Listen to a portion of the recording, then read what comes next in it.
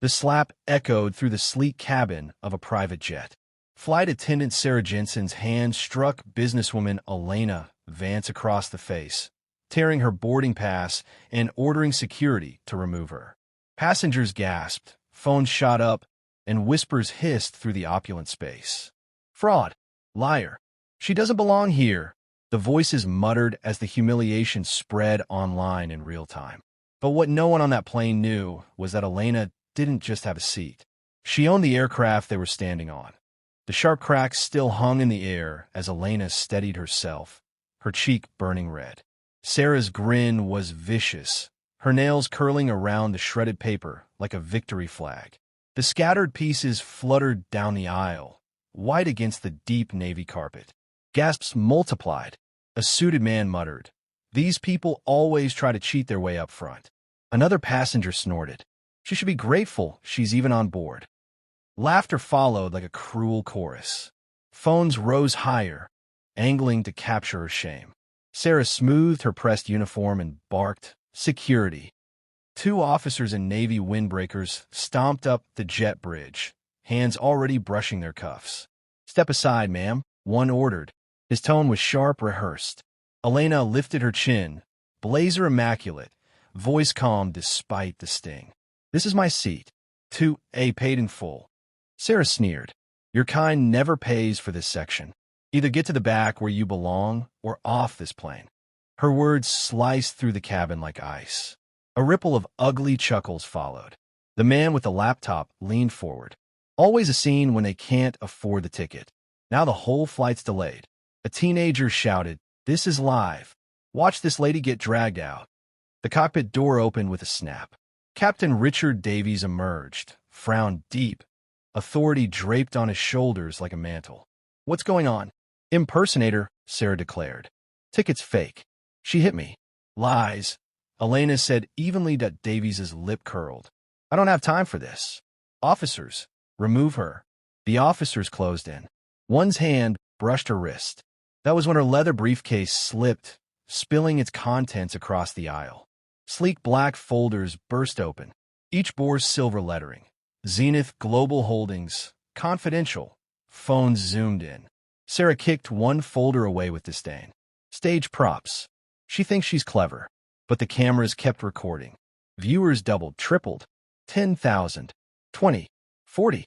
Comments poured in. Who is she? Why is she so calm? Elena crouched, collected the folders, then rose to her full height. Her gaze locked on Sarah. "You've just made the biggest mistake of your career." Sarah snorted. "Oh, really? And what are you going to do?" "Cry." "No," Elena replied. "I'm going to show you." From her jacket pocket, she drew a sleek black phone unlike any seen in the cabin. A cascade of encrypted codes flashed across its glowing screen. She pressed a single button, lifted it to her ear. "This is Elena Vance. Authorization code Delta 93. Ground flight 472 immediately." The effect was electric. Gate monitors flickered red.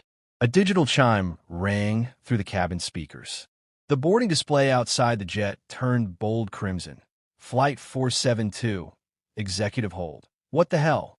Davies barked, his command unraveling. The officer's radio crackled. "Command confirms hold. Flight cannot depart. Stand by for clearance." Murmurs erupted, panicked and breathless. Sarah's face drained. What did you just do?" Elena turned, voice steady, amplified by the silence. "For those recording, my name is Elena Vance. I am the Chief Executive Officer of Zenith Global Holdings, the majority stakeholder of this airline. Every seat, every crew member, every paycheck here runs through me." The live stream exploded. "Wait, she owns the airline. This is insane. Fire that flight attendant now." Elena flipped open a folder. Stock certificates gleamed under the cabin lights. Official seals. Signatures. The board resolution naming her CEO. Cameras zoomed closer. The evidence was irrefutable. "You humiliated me before thousands," she said, her words slicing sharper than Sarah's slap. "But worse, you humiliated yourselves. Because in attacking me, you attacked the very person who ensures this airline even exists." Her phone buzzed. The chairman of the board. then the Secretary of Transportation. She ignored them both. The live stream was her courtroom, and the world her jury. Sarah stumbled back, lips quivering. Davies rubbed his temple, sweat breaking across his brow. The officers froze, suddenly uncertain whether to act or retreat. Elena's voice dropped lower, colder. I hold the future of this airline in my hands. And now, the world is watching how you chose to treat me. The passengers, moments earlier eager to film her downfall, now whispered among themselves. Some shifted uncomfortably. Others angled their cameras closer, desperate not to miss a single second. The tide had turned, but the air was tighter than ever, thick with anticipation, with dread, with the promise that something larger was about to erupt. Elena's gaze swept the cabin like a blade. You wanted a spectacle, she told them.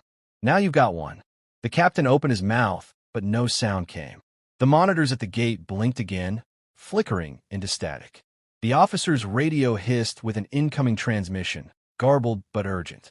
Sarah clutched her armrest, face pale. The radio's static sharpened into words. Federal oversight inbound. All personnel stand down. The announcement struck the cabin like lightning. Every passenger stiffened. Sarah's hand, once steady with cruel confidence, trembled as she lowered it from the armrest. Captain Davies tried to mask his unease, but his jaw twitched under the weight of authority crumbling. Elena remained perfectly composed, folders tucked neatly against her chest. She didn't need to raise her voice. The silence gave her words power. In 5 minutes, she said, representatives from the Department of Transportation will be at this gate. Their first question will be why the CEO of Zenith Global was assaulted and nearly dragged off her own jet. Gasps erupted. The laptop man shut his computer, face pale. The teenager stream ticked past 100,000 viewers. Comments scrolled in a blur. This is historic. Fire them now. Proof of systemic bias. Sarah lunged for words. Any defense? You didn't look like, she faltered, realizing every syllable was sinking her deeper. I thought you forged. Elena cut her off with a look sharper than glass. You thought wrong, and you made that thought public. The officers shifted uneasily, hands no longer reaching for cuffs but for distance.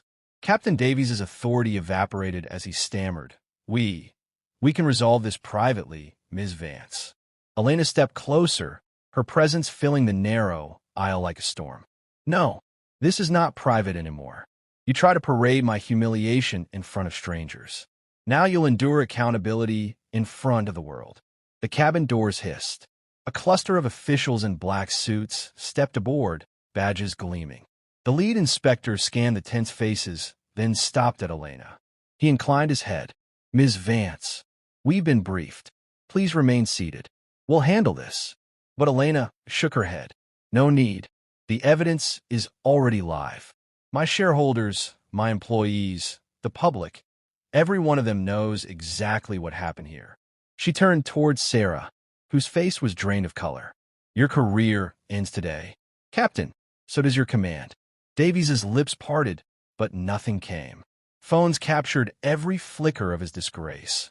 Elena gathered her briefcase, her dignity unshaken. Ladies and gentlemen, she said to the cabin, you witnessed an attempt to strip me of place and worth.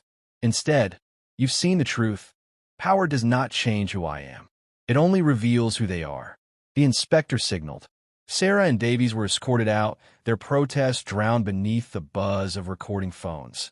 Elena settled back in a seat 2A, come at last. Outside, the flight board flashed green again.